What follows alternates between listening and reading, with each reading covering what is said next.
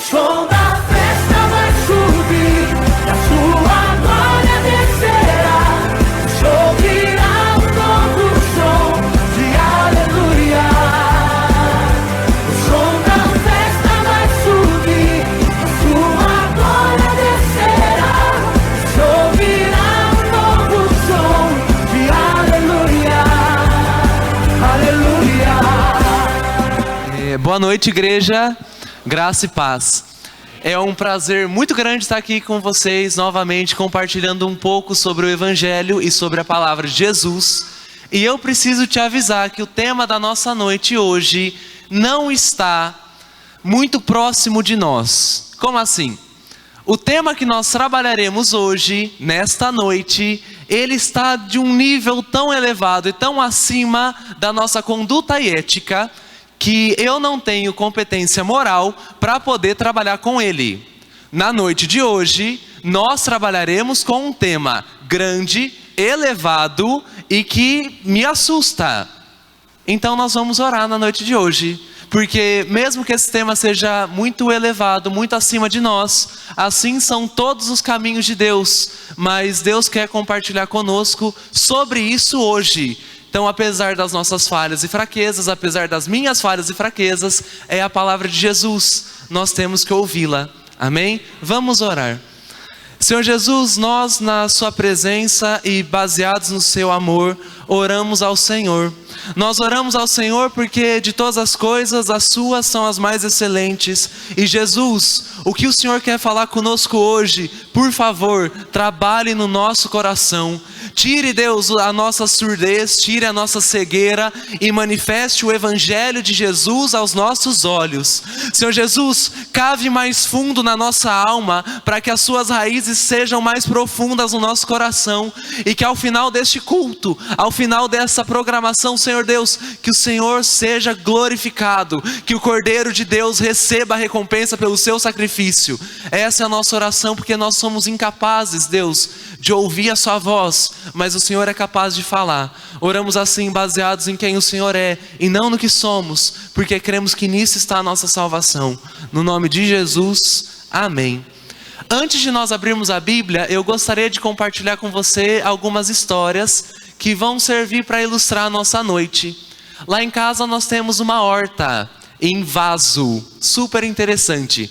Nós plantamos pitaia, deu uma pitaia.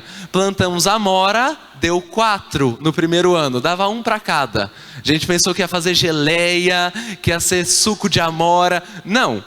Depois no outro ano deu 12. Então a gente espera que agora dê 68. Se for por progressão, daqui a pouco a gente pode convidar vocês para irem lá em casa, para vocês dividirem uma amora, com certeza.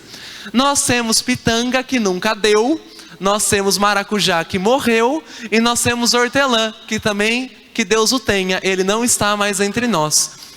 Nós temos uma uva, uma parreira, essa sim, gente, muito próspera. Quando ela chegou, a gente achou que era a uva passa, tão seca que estava, horrível, mas hoje ela produz, com a graça de Deus, porque nós não regamos, é Deus que rega. Olha, se dependesse de nós, todas estariam mortas. Somos muito desleixados com isso. Mas teve uma coisa que nós não plantamos e nós comemos. Uma vez, a gente não comprou terra, nós fomos com o nosso vizinho, que tinha terra. E aí a gente pegou a terra do vizinho e colocou nos vasos, e nós plantamos rúcula. Ótimo. Depois de um tempinho nasceu rúcula. E aí a gente foi comer a rúcula, com um gosto diferente. Minha mãe falou, é o agrotóxico que não tem. Isso aqui é rúcula de verdade. A gente achou que era o vinagre que estava podre. Não. Comemos rúcula e depois de um tempo começou a nascer rúcula nos vasos que nós não plantamos. Começou a nascer rúcula em vasos que a gente não tinha ainda nem colocado semente alguma. Foi um pouco estranho. E a gente olhou e falou assim, não era rúcula. E não era, era serraia ou serralha, não sabemos. Sabemos que não era venenosa, graças a Deus. Mas nós comemos mato por alguns dias, achando que era rúcula. Uma outra coisa que aconteceu uma vez também, aliás, hoje se você for em casa, fique tranquilo, nós te serviremos rúcula de verdade, tá? E se o gosto estiver diferente, talvez a gente não queria sua visita. Talvez não fosse rúcula. Uma vez também lá em casa, quando eu era pequeno, adorava comer Nescau, que é cheio de açúcar, é ótimo para a saúde. Um dia, fui comer Nescau escondido, errei o pote. Enchi a colher de canela. Comi canela igual... Nossa, horrível a canela, gente. Passei mal aquele dia, mas em secreto. Porque eu não podia falar que eu roubava Nescau. Coloquei em risco toda uma operação de anos, né? De desvio de Nescau. A Lava Jato um dia chegará em casa e investigará isso. Mas por que eu te contei essa história? Eu te contei essa história porque... nós estávamos ali em casa plantando algumas coisas que frutificaram.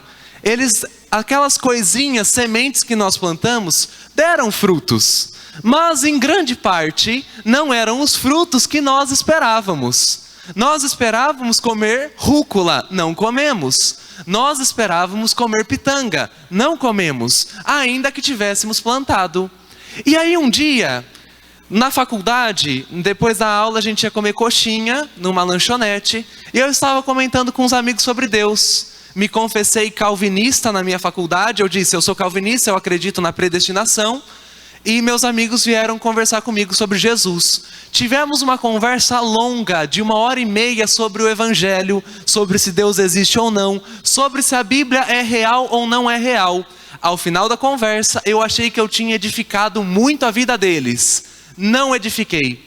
Ao final da conversa, meus amigos foram pro bar, encher a cara. Alguns foram fazer sexo sem estarem casados. E alguns outros ainda foram varzear pela cidade, virar caçamba. E eu pensei assim, eu preguei para eles, mas não houve fruto. Deus para eles é um elemento que é plausível, é possível discutir sobre Deus, mas Deus não frutifica no coração dos meus amigos. Eu plantei neles uma semente e o resultado que eu colhi foi outro. E parei para pensar no seguinte: é muito possível que nós, Igreja de Jesus, Igreja de Deus, estejamos pensando e nos enganando sobre a natureza do nosso fruto. É possível que nós, Igreja de Deus, estejamos espalhando sementes no nosso coração, na cidade de Bauru, esperando colher um fruto que, quando crescer, se manifestará outro. No Facebook, se você for pesquisar algumas páginas, como Quebrando o Tabu, Direita da Opressão, você vai ver nessas páginas os comentários que são feitos sobre os cristãos. E os comentários são do seguinte nível, da seguinte natureza: os cristãos são um povo que acusa, os cristãos são um povo que bate, os cristãos têm que entender que eles não são os donos do Brasil, e os cristãos têm que entender que este Deus deles é muito diferente do Deus que nós esperaríamos ver. Uma aluna minha descobriu depois de 6 meses dando aula para ela que eu era cristão. Eu fiquei muito bravo, porque demorou 6 meses para ela perceber o cristianismo que havia em mim. E eu fui perguntar por quê. E ela falou, você não parece cristão, você é legal. Eu falei, como assim? Qual é a conexão que você faz com isso, menina? E ela me disse, na minha cidade, os cristãos que eu conheço não são legais. Eles são sérios, são sisudos, rancorosos, invejosos, ciumentos. Não é isso o seu cristianismo, é diferente. Por isso que eu disse que o nosso tema hoje, ele é muito elevado. Hoje nós vamos falar sobre um texto da Bíblia que vai servir de espelho para nós. Espelhos para nós vermos se estamos frutificando como devemos frutificar. E no texto de hoje, na nossa reflexão, ninguém está à altura do que nós falaremos, mas vai servir de espelho.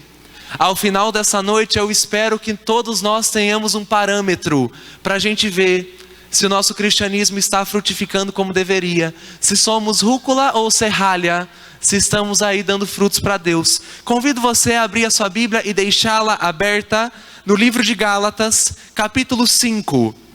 Nós leremos Gálatas 5, a partir do versículo 13. Gálatas 5, versículo 13. Antes da leitura, deixe eu compartilhar com você sobre o que acontecia na igreja para a qual Paulo escreveu o livro de Gálatas. O livro que nós temos à nossa frente foi escrito pelo apóstolo Paulo. Por quê? Porque a igreja da Galácia, os Gálatas, estavam vivendo um momento muito triste na igreja deles.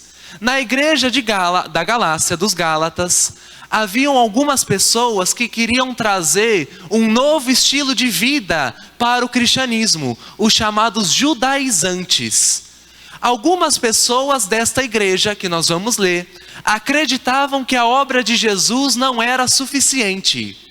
Eles acreditavam que Jesus tinha morrido, mas que era necessário assumir outras posturas e outros comportamentos, que era necessário circuncidar as pessoas.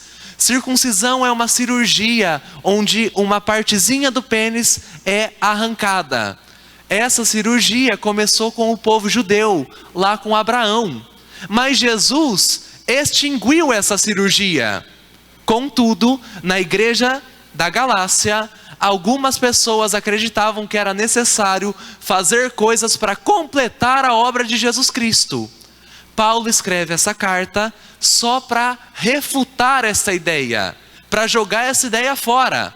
Vamos ler a carta. Capítulo 5, a partir do versículo 13. Porque vós, irmãos, fostes chamados para a liberdade. Porém, não usem da liberdade para dar lugar à carne. Sejam antes servos um dos outros pelo amor. Porque toda a lei se cumpre em um só mandamento, a saber, amarás o teu próximo como a ti mesmo. Se vocês, porém, se mordem e se devoram, vejam para que vocês não sejam destruídos mutuamente. Digo, porém, andai no Espírito, e vocês jamais satisfarão os desejos da carne. Porque a carne luta contra o Espírito, e o Espírito luta contra a carne, porque são opostos entre si, para que não façais o que, porventura, não seja o seu desejo. Mas, se vocês são guiados pelo Espírito, então vocês não estão sobre a lei. Ora, as obras da carne são conhecidas. Vamos até aqui no momento, mas deixa a sua Bíblia aberta. Até agora, o que é que Paulo comentou com a igreja da Galácia? Paulo disse para eles o seguinte: irmãos, Jesus chamou vocês para a liberdade. Só que vocês não podem usar essa liberdade para dar lugar aos desejos da carne. Jesus te chamou para que você fosse livre e não tivesse que cortar uma parte do seu pênis.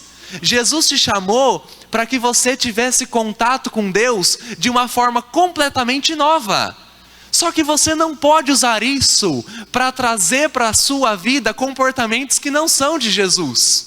Você não pode usar essa liberdade, essa conquista de Cristo, para viver como se não houvessem regras, como se tudo fosse permitido e não houvesse consequência. Você deve viver de um jeito novo. Só que eu sei que dentro da gente, do cristianismo, isso é Paulo falando, existem duas naturezas que brigam uma com a outra. Eu sei que dentro da gente existe a carne, o desejo pelo pecado, a vontade de errar. Mas existe o Espírito, que é o desejo pela salvação, pela santificação, e um briga com o outro. Para vocês vencerem isso, vocês têm que viver pelo Espírito.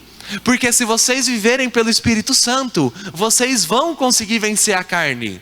Só que se vocês não viverem pelo Espírito Santo, vocês continuarão deste jeito. Na igreja da Galácia, haviam pessoas odiando umas às outras. A carne, quando eu digo carne, não pensa no seu churrasco, pensa na obra pecadora, no quão ruim pode ser o coração humano. A carne tomava conta da igreja em Corinto, da igreja da Galácia. Nessa igreja, haviam pessoas que literalmente odiavam umas às outras. E Paulo vai falar: olha, vocês estão usando da sua liberdade para dar lugar à carne. Não façam isso. E é natural que diante desse texto, a gente olhe e diga assim: e como é que eu vou saber o que é da carne e o que não é da carne? Como é que eu vou saber qual é o tipo de vida correto, qual é o tipo de vida incorreto? Então Paulo virá com uma lista sobre como é a obra da carne e como é a obra do Espírito, o fruto do Espírito. Volte à leitura agora de onde nós paramos. Ora, as obras da carne são conhecidas e são prostituição, impureza, lascívia, idolatria, feitiçaria, inimizade, porfia, ciúmes, ira, discórdia, dissensão, facção, inveja, bebedice, orgias e coisas semelhantes a essa, a respeito das quais eu vos declaro, como já outrora vos preveni, que não herdarão o reino dos céus os que tais coisas praticam. No século XVIII havia um teólogo chamado Jonathan Edwards. Jonathan Edwards, ele tentou entender quais são os sinais de uma vida santa, de uma vida salva. Jonathan Edwards encontrou alguns sinais, mas antes Jonathan Edwards encontrou os sinais de uma vida não salva, usando este texto aqui. Jonathan Edwards se debruçou sobre a carta aos Gálatas e foi atrás de saber o que era ser um cristão de fato, o que era ser um cristão genuíno. E a primeira coisa que Jonathan Edwards percebeu era o que não era um cristão. Jonathan Edwards percebeu o seguinte: as obras da carne, como diz a carta, são manifestas. Isso já é um ensinamento para a gente. É possível que você engane muitas pessoas sobre a sua conversão. É possível que você engane o seu pastor sobre a sua conversão. Só que as obras da carne são manifestas. Se você vive sobre o princípio da carne, então isso em algum momento vai aparecer para você. As obras da carne não podem ser escondidas. À luz de Deus, à luz de Jesus Cristo, a vida humana ela é como um livro. Você pode deixar algumas páginas em branco ou rabiscadas, mas em algum momento o tema principal do livro vai aparecer. Se você não for um cristão e só mentir, se você se enganar, acredite, em algum momento isso virá à tona, porque as obras da carne são manifestas.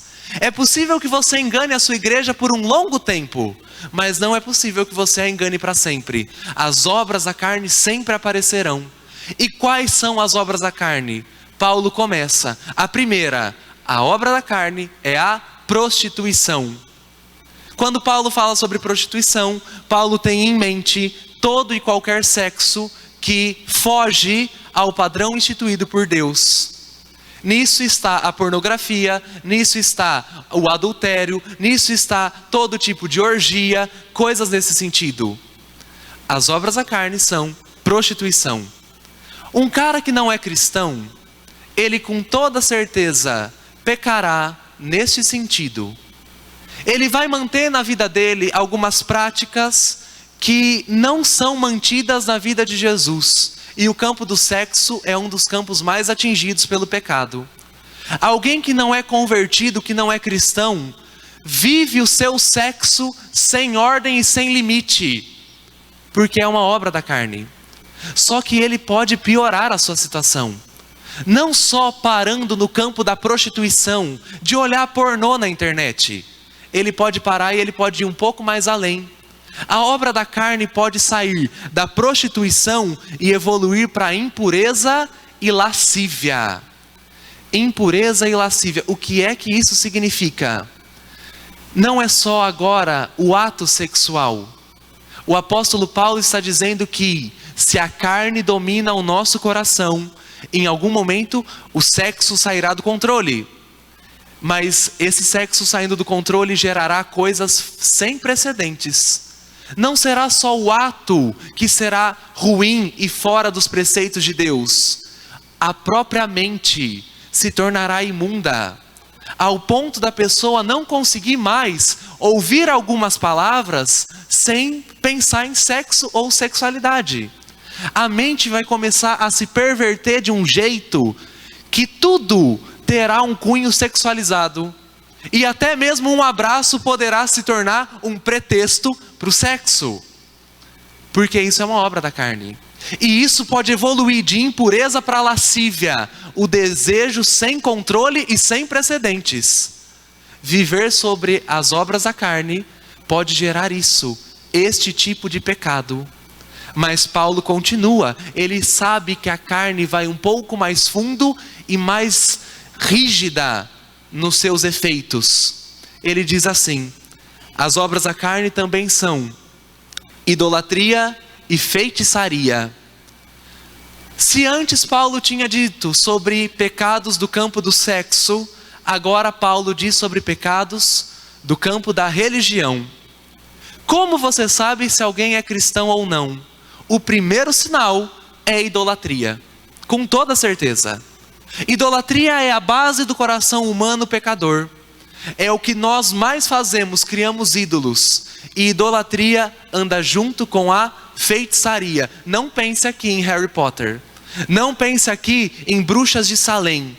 Pense aqui na feitiçaria como o apóstolo Paulo pensava. Alguém que não é cristão, ele vai ter vários ídolos na sua vida. Ele vai andar adorando coisas que não são Deus, mas chamando essas coisas de Deus, porque isso é uma obra da carne. E essa pessoa que é regida pela carne, essa pessoa praticará feitiçaria. Como assim? No original grego, feitiçaria vem de uma palavra chamada pharmakei, da onde vem a nossa farmácia. O uso de algumas substâncias para manifestar coisas sobrenaturais. Na época de Paulo, isso era muito comum.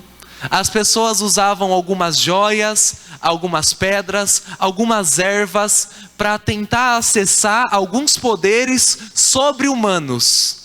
Paulo chama isso de feitiçaria. Hoje, talvez não seja essa a configuração.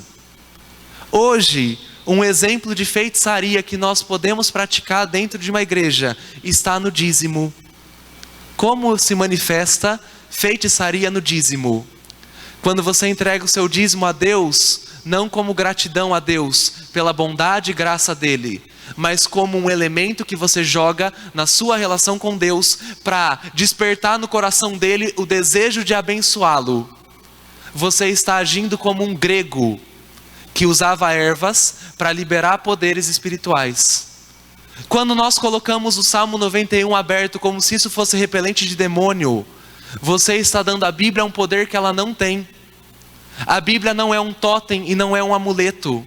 A Bíblia, ela é o livro de Deus. A Bíblia é a palavra de salvação. E a Bíblia só tem poder quando ela é lida e aplicada ao coração. Aberto o Salmo 91 gerará poeira na sua casa. Mas é uma prática que nós podemos fazer e sem perceber, atribuímos à Bíblia uma coisa que ela não tem. É uma prática cristã que mais se aproxima da feitiçaria pagã do que do cristianismo de fato. Outra prática que nós podemos fazer, que não é cristã de fato, mas é quase feitiçaria, quando a gente sai amarrando coisas que não deveriam estar amarradas. Vou dar um exemplo.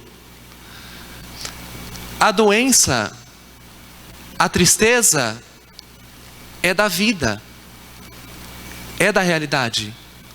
Mas quando nós gritamos com Deus porque nós passamos por uma tristeza ou doença e nós começamos a achar que isso é coisa que Ele não tem controle e que a gente tem que fazer alguma coisa além para quebrar isso aí, para acabar com essa doença, para acabar com essa tristeza, quando a gente acha que Jesus Cristo perdeu soberania sobre o universo, nós estamos tirando de Deus a glória que é dele e o domínio que é dele.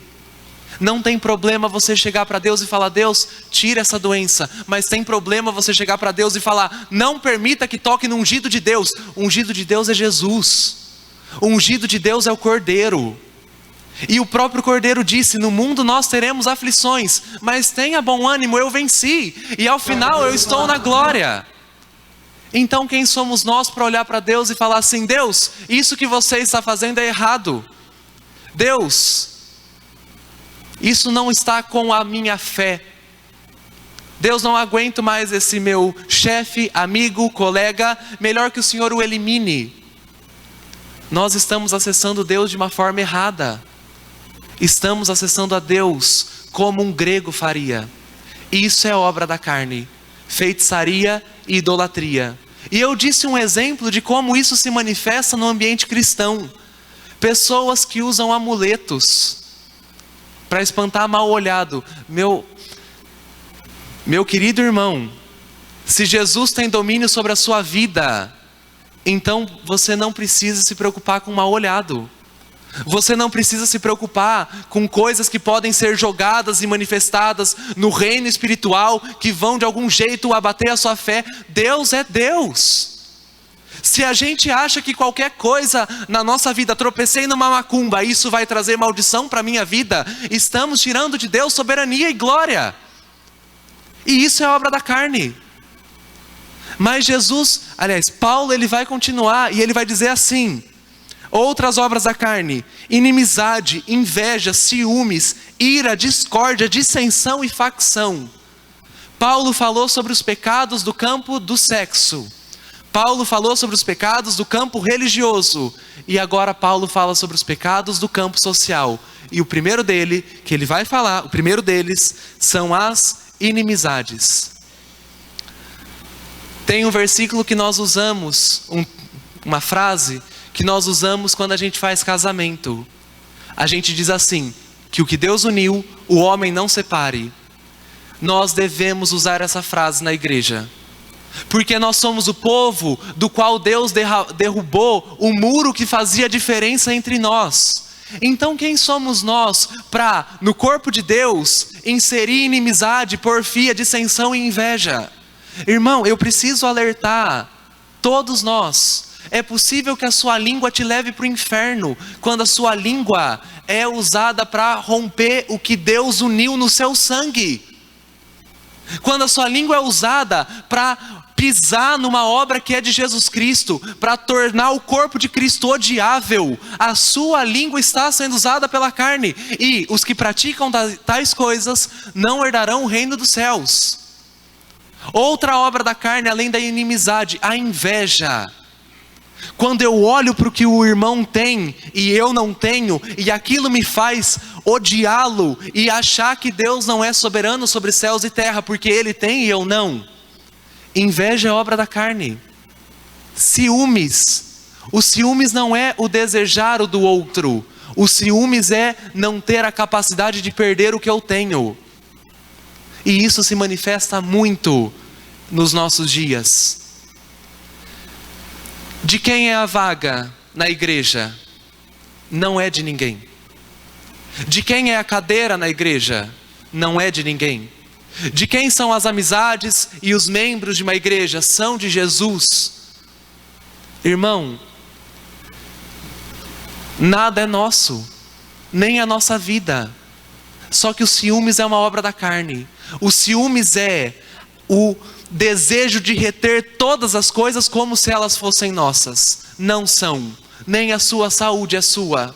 Tenho aprendido o seguinte: eu orava e dizia assim: Deus, eu quero que o Senhor abençoe a minha vida, que o Senhor me leve para onde o Senhor quiser. Orava desse jeito, e não há erro em orar desse jeito. Mas um dia Deus respondeu e falou assim: a vida não é sua, e o caminho não é seu.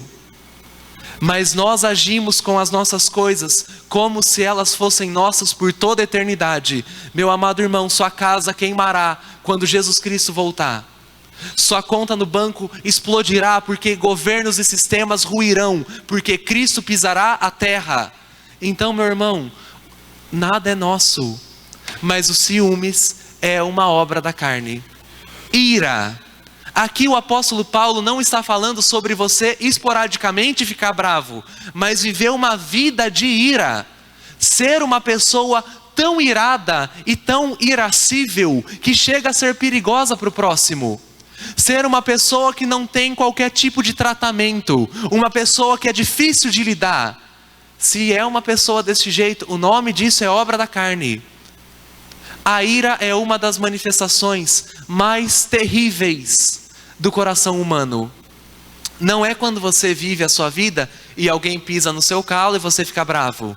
É quando, sem ninguém pisar, você manifesta raiva à torta e à direita. Quem pratica tais coisas não herdará o reino dos céus. Mas não para por aí. Paulo diz que discórdia, dissensão e facção são obras da carne. Isso é difícil no nosso tempo. E isso foi difícil por toda a história. Irmão, há calvinistas que não conseguem abraçar pentecostais, porque eles acham que os pentecostais têm uma subfé. Há pentecostais que não conseguem abraçar um calvinista, porque acham que o calvinista é frio e gelado. Há irmãos que não conseguem ficar com o seu próximo. São inimizades, porfias, facções. E há pessoas que dizem: eu sou de tal pastor, eu sou de outro. Essas são as facções. Dividir a igreja, o corpo de Jesus, é manifestar uma obra da carne. É manifestar uma coisa que Jesus Cristo nunca manifestaria. Se teve alguém que foi inclusivo na sua prática, foi Jesus. Jesus, ele conversou com gente de todo o status social, conversou com gente do mais diferente tipo, com mulher, com samaritano, com grego, com gentil, com judeu. Jesus conversou com pessoas e chamou pessoas diferentíssimas entre si para compor o mesmo corpo. Qual é a nossa manifestação de cristianismo?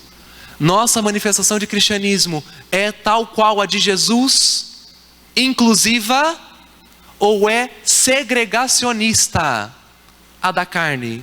Quem separa as coisas é o diabo. Foi o diabo que entrou na nossa relação com Deus e rompeu essa relação. Quem agrega é Cristo. Irmão, se alguém chega em você e fala: eu votei no Lula, e você passa a olhar essa pessoa de um jeito diferente, meu irmão, você pode ter colocado Deus num lugar abaixo da política. Se alguém chega em você e fala assim: meu irmão, votei no Bolsonaro, e você o chama de um lixo eleitoral, mesmo que inconscientemente, irmão, você está fracionando a igreja de Deus, e isso é uma obra da carne. É possível sim que a língua que nós temos em nossa boca mate mais do que algumas guerras, quando mata a igreja de Jesus. Paulo continua, e Paulo dirá assim: inveja, bebedice, orgia e coisas semelhantes a essa, a respeito dos quais eu vos declaro, como já outrora vos preveni, não herdarão o reino dos céus os que praticam tais coisas. Bebedice e glutonaria ou orgia, a palavra no grego é orgia. O que é orgia? Nós normalmente atrelamos a sexo. Orgia é todo o apetite desenfreado. Irmão, a gente ri quando a gente fala isso. Leve um crente num rodízio, você verá a manifestação da carne explícita, gritando por mais um pedaço. Irmão, nós tratamos a homossexualidade como pecado sobre todos os outros, mas a gula, para nós, é um pecado aceitável socialmente. Nós termos em casa coisas que jogamos fora, enquanto outros têm em casa coisas que nunca vão saciar a fome. Para nós isso é muito tranquilo, muito fácil. Irmão, orgia é esse apetite desenfreado. É quando você não consegue se controlar diante de alguma coisa. Isso pode se manifestar no seu videogame, pode se manifestar no Facebook, pode se manifestar de várias formas. O apetite desenfreado é uma manifestação da obra da carne, porque o fruto do Espírito é o domínio próprio. Se não há domínio próprio sobre grande parte da sua vida, meu amado irmão, é possível que você esteja sendo regido por um princípio que não é o Espírito Santo. E Paulo, ele termina e ele diz assim: os que praticam tais coisas, estes jamais herdarão o reino dos céus. Esses dias eu tenho sido despertado para uma palavra na Bíblia: santidade. Santidade não tem nada a ver com você levantar sua mão no louvor. Santidade tem a ver com Jesus Cristo cavando raízes no seu coração e tornando você diferente. Irmão, e o que eu tenho descoberto é o seguinte: não é possível que você habite o céu se a sua vida não tiver indícios de santidade aqui na terra.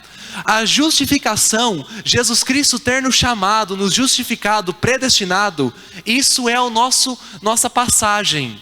Mas não é o fim da vida cristã. O fim da vida cristã é, uma vez eleitos para a liberdade em Cristo, crescermos em santidade, sem a qual ninguém verá o Senhor. Santidade é uma coisa, olha esse versículo: busca a santidade sem a qual ninguém verá o Senhor.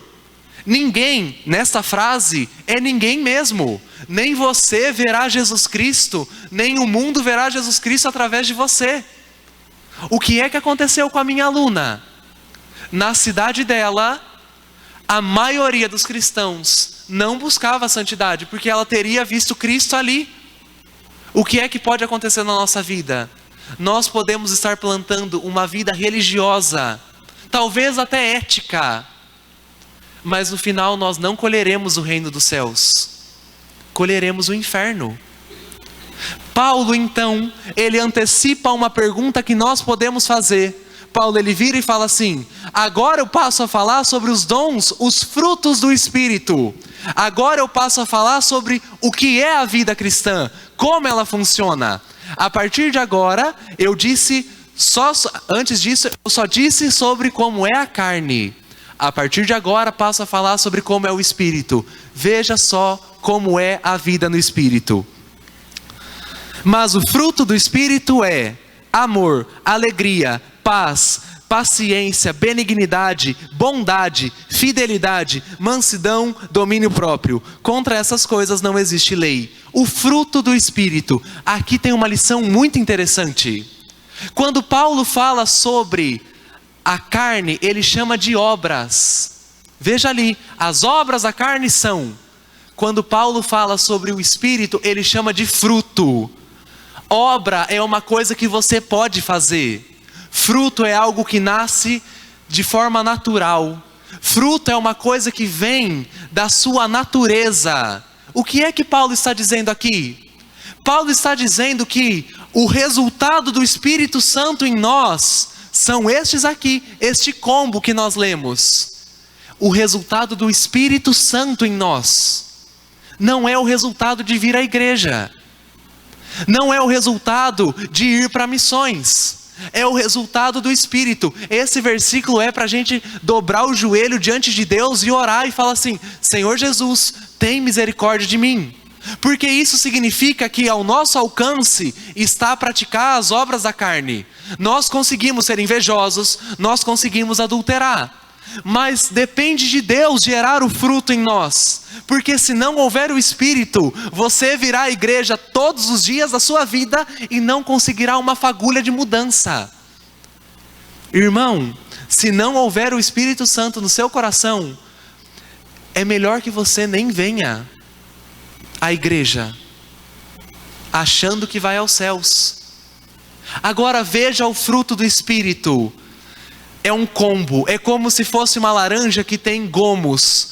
Todos esses aqui são marcas de um coração cristão. E Paulo começa dizendo: o fruto do Espírito é o amor. Essa coisa doce, radical, linda e forte é a manifestação do Espírito Santo. E só do Espírito Santo.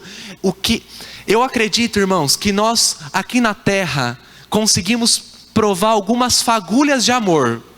Mas o amor como é este, o amor de Deus, em sua violência e totalidade, esse amor de Deus nos destruiria se nós o provássemos de uma vez. Porque o amor é bom, é doce. O amor não folga com a injustiça, mas se alegra com a verdade. O amor tudo crê, tudo sofre, tudo espera, tudo suporta. E o amor é fruto do Espírito. Como nós manifestamos esse amor? Tem uma página dizendo assim, uma página no Facebook chamada Quebrando Tabu. Direto eu cito ela.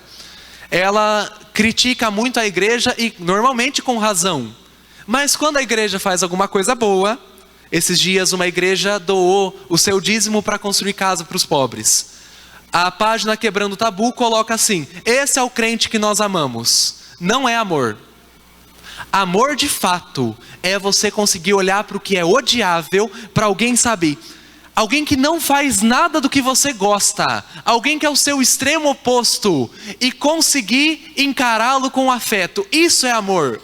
Seria amor da página Quebrando Tabu se ela olhasse para a igreja pobre, suja, e declarasse o seu amor. Amor é radical. O amor, ele olha para o que é o oposto, para aquele cara que é prepotente, para aquele cara que é seco. O amor olha para aquele cara, odeia a secura e a prepotência, mas o amor ama com muita força aquela vida. Isso é amor. Lembre da parábola do bom samaritano. Um judeu espancado, abandonado, O fariseu passou, o mestre da lei passou, mas foi o samaritano que o ajudou. A gente lê essa parábola fora do contexto. Na época, judeu e samaritano se odiavam. Judeu e samaritano, um dizia para o outro que eles eram filhos de Satanás. Os samaritanos diziam assim: os judeus são filhos de Cã. E os samaritanos diziam isso dos judeus, e os judeus diziam dos samaritanos: os samaritanos são filhos de Eva com a serpente. Era uma relação muito afetuosa, muito, muito bonita. Mas é o samaritano que vai alcançar aquele judeu. Isso é amor. Você conseguir olhar para o seu oposto e no mínimo fazer uma oração por ele. Você conseguir olhar para o seu oposto e ali, para aquele cara, para aquela pessoa que é totalmente o seu antagonista, você conseguir falar assim: Deus, o Senhor faz o sol nascer sobre justos e injustos, alarga o meu coração para que eu o ame. Isso é amor, é fruto do Espírito. Outro fruto do Espírito é a paz. Paz que excede a todo entendimento. Essa paz aqui não é a ausência de guerra ou conflito, mas é a consciência de que nós temos um Deus nos céus que ora por nós. É a consciência de que existe governo sobre Israel e que Deus está sentado no alto sublime trono. Essa consciência aplicada ao coração, ela gera paz e é fruto do Espírito. Houve um homem chamado Policarpo. Policarpo teve uma morte traumática. Ele foi perseguido no começo do cristianismo, no século I. Policarpo foi perseguido da seguinte forma: fizeram um bezerro de metal oco, com uma abertura. Colocaram Policarpo dentro do bezerro, fecharam a abertura e colocaram o bezerro para assar. Policarpo assou. Policarpo assa, declarando sua fé em Jesus. O que é que Policarpo tinha? Policarpo tinha paz em Deus, fruto do Espírito. Outro fruto do Espírito, alegria. Não estou falando que você vai ficar rindo o dia inteiro, mas haverá no fundo do seu coração uma pontinha de esperança. Alegria, eu entendi alegria quando eu fui para a Amazônia. Lá na Amazônia você tem o rio Amazonas, o maior rio do mundo em volume, em extensão, um rio incrível, parece um oceano. E lá chove muito, formam muitas poças. De noite um dia choveu, quando eu estava na Amazônia, formaram poças. Veio o dia, as poças continuavam lá e o rio também. Meio-dia, já transcorrido algumas horas, as poças não existiam mais, o rio estava ali. Aquilo é alegria.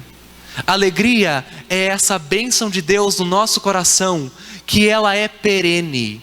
Ela não evapora com as circunstâncias, ela se mantém íntegra, ela se mantém eficiente, mesmo que a chuva pare. Isso é alegria. Não estou falando que você não vai chorar, mas mesmo quando o cristão chora e entra em desespero, ao final, na mente dele, quando o Espírito Santo fala, o Espírito conforta o coração e ele sente a alegria do conforto. Isso é dom, isso é fruto do Espírito. Uma vida triste indica que não há fruto do Espírito, possivelmente. Quando os discípulos estavam voltando de Emaús, os olhos deles estavam cegos e eles não conseguiram ver Jesus. Jesus apareceu para eles, falou com eles, aqueceu o coração, mas eles não conseguiram ver que Jesus estava ali. E aí eles dizem: nós estamos tristes. Por quê? Porque os olhos deles não conseguiram ver Jesus Cristo. Quando Jesus aparece para eles no cenáculo, eles ficam felizes. Por que acontece essa história? Irmão, irmã, a alegria é correspondente a ver Jesus Cristo. Não olhar para Jesus significa viver uma vida seca, dura, morta. Mas olhar para Ele é alegria. O fruto do Espírito é também longanimidade, benignidade, bondade e fidelidade. Longanimidade é a capacidade de você conseguir suportar duras provas e não perder a sua fé em Jesus. Longanimidade é essa disposição emocional, mental, psicológica de você entender que todas as coisas cooperam para o bem daqueles que amam a Deus. Longanimidade é você, mesmo que disposto a explodir, você se acalmar, olhar para a vida e gritar: há Deus em Israel. Isso é a longanimidade. Benignidade é o desejo de você fazer o bem. Bondade é a ação. Irmãos, tem algumas pessoas que eu conheço que elas dizem assim: tomara Deus que tais grupos morram. Elas são cristãs. Tomara Deus que aquele tipo de pessoa desapareça, podia sumir. Elas não falam isso em brincadeira, elas falam isso de forma séria. Elas falam isso, e se elas tivessem poder para isso, elas matariam. Isso é tudo, exceto benignidade. Isso é tudo, exceto bondade.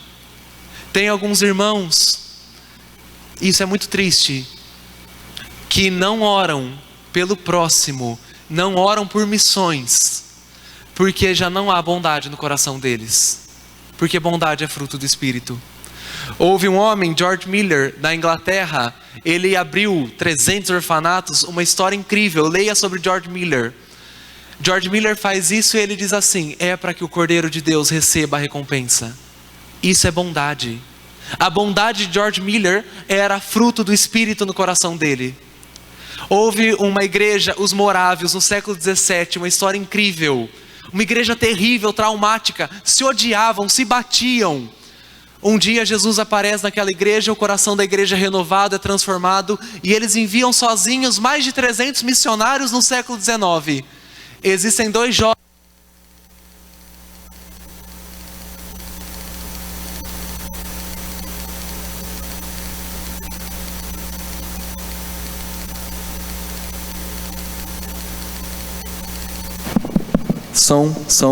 Tudo bem. Existem dois jovens naquela igreja que fazem o seguinte: eles se vendem como escravos, eles pegam o dinheiro da venda, compram uma passagem e vão para uma ilha de escravos, onde não era possível pregar o evangelho. Nessa ilha, eles nunca mais mandam notícias. Nós não sabemos o que aconteceu. Eles se venderam como escravos e abriram mão da família, da casa, do emprego. Eles foram embora. E quando eles estão indo embora, por amor ao próximo, eles dizem assim: que o Cordeiro de Deus veja o fruto do seu trabalho e fique satisfeito. Isso é bondade. É por isso que eu disse que eu não estou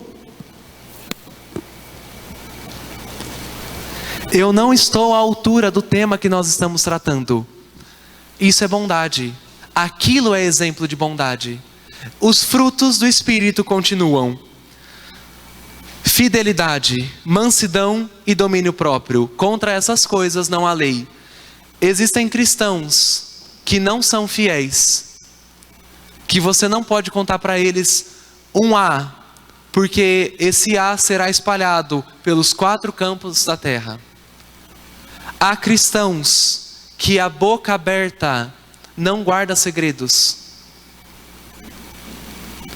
não são fiéis. Há cristãos, infelizmente, que eles olham para a vida, para a igreja, e o desejo deles é amar pela frente, bater pelas costas. Fidelidade é dom do Espírito, é fruto. Mansidão e domínio próprio. Mansidão é a capacidade de obediência. Domínio próprio é o controle sobre o desejo, sobre o mal, sobre as coisas que surgem do coração. Domínio próprio é uma das características mais bonitas do cristianismo, mais doces do cristianismo. Mansidão também. O que é mansidão? Mansidão é você conseguir ter a capacidade de sentar do lado de uma pessoa que não é a sua favorita, uma pessoa que te machucou, e conseguir orar por ela. É ser manso. E Jesus, ele disse: felizes são os mansos, porque eles herdarão a terra. Paulo completa dizendo: contra quem tem os frutos do Espírito não há lei. Você chegará no céu e não haverá o diabo te acusando. Não haverá nenhuma acusação contra você, porque você está vivendo uma vida mais alta, não pela sua força, pelo poder do Espírito. Paulo ainda vai continuar, ele dirá assim: os que são de Cristo crucificaram a carne com as suas paixões e os seus desejos. Se nós vivemos no Espírito, também andemos pelo Espírito. Não nos deixemos possuir de vanglória, provocando uns aos outros, tendo inveja uns dos outros. Paulo ele vai falar assim: nossa vida cristã começou com a cruz. Nós morremos com Jesus Cristo. Todo mundo que se converteu olhou para a cruz e falou assim: nada em minhas mãos eu trago, a sua cruz eu me agarro. Mata-me, Senhor, eu morro contigo para que eu volte à vida com o Senhor.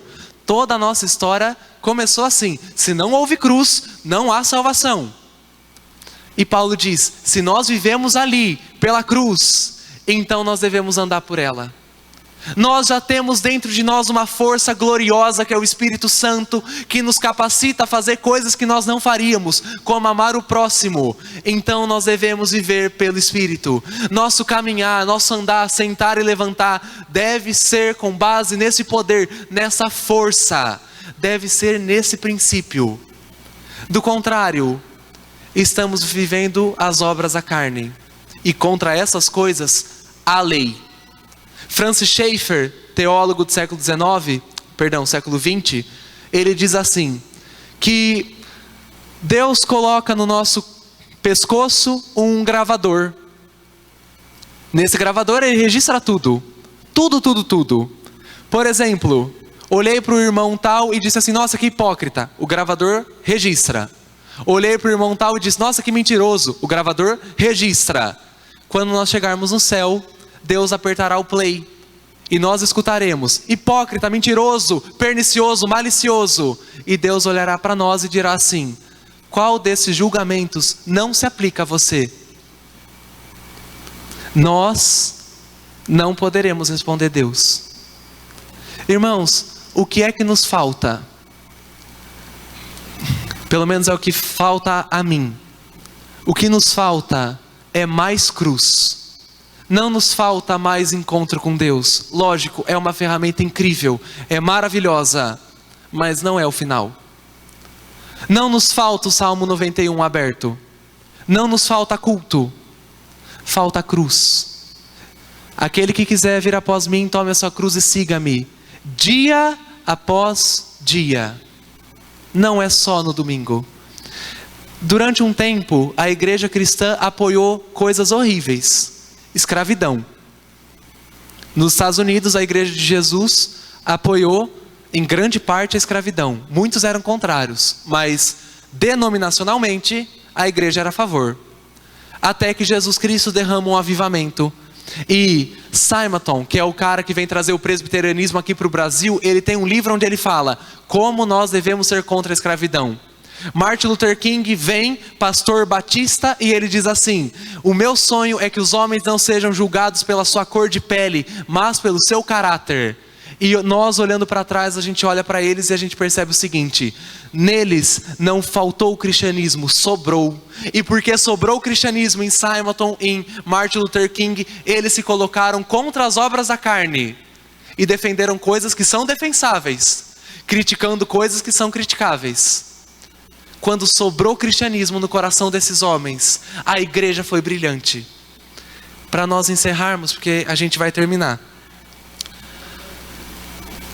Nos falta a cruz.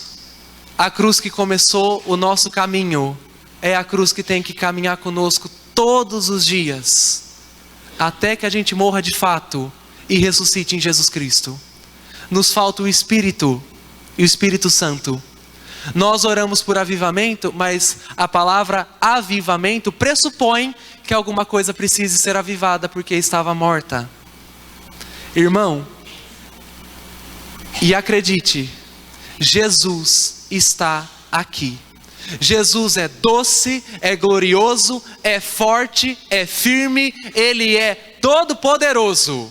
Jesus é esse, e Ele quer comunicar conosco vida e vida abundante. Quando acabar os nossos dias, a igreja no céu estará vestida de linho fino, cantando ao Cordeiro. É essa igreja que Jesus quer. Deus preparou boas obras para que nós andássemos nelas. Deus preparou vestes de linho fino. Deus abriu os nossos olhos. Deus nos chamou, então Ele não desistirá até que a igreja tenha os seus frutos. Ele não desistirá até que a igreja brilhe a glória de Jesus. Deus nos chamou para ser sal da terra e luz do mundo. Este é o objetivo dele. Esse é o objetivo pelo qual Jesus Cristo morreu, dar glória a Deus através da nossa vida. Então, meu irmão, talvez quando eu falei tudo isso, quando nós falamos isso, você tenha entrado em desespero.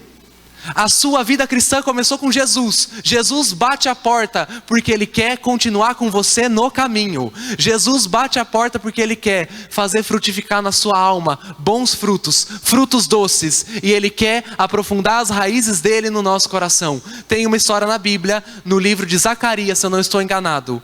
O sumo sacerdote Josué está diante de Deus. Zacarias tem essa visão. E o diabo acusa o sumo sacerdote. Ele fala assim: Josué é um hipócrita, Josué é horrível, ridículo. Deus diz: tire a roupa de Josué. Josué tira a roupa. E aí ele manda os anjos trazerem uma roupa nova. Deus calou a boca do diabo, do acusador. É isso que Jesus faz com Satanás, com o nosso eu, com a nossa consciência. Jesus vira para nós e fala assim: meu coração é mar de esquecimento para pecado, maldade e obra da carne. Mergulhe, é hora de nadar. É hora de andar comigo sobre águas, sobre montanhas. É hora de caminhar comigo até o céu, porque é esse o caminho que eu preparei. Esse é o caminho mais alto. O meu sangue lava, meu sangue frutifica, ele prospera. Então, por favor, traz sua roupa, eu quero limpar. Irmãos, se puder ter um som de fundo, seria ótimo. Nós vamos vir aqui à frente? Nós vamos, mas só daqui 5 minutos, porque eu gostaria que você que tem condições de se ajoelhar, que nós nos ajoelhássemos diante de Deus.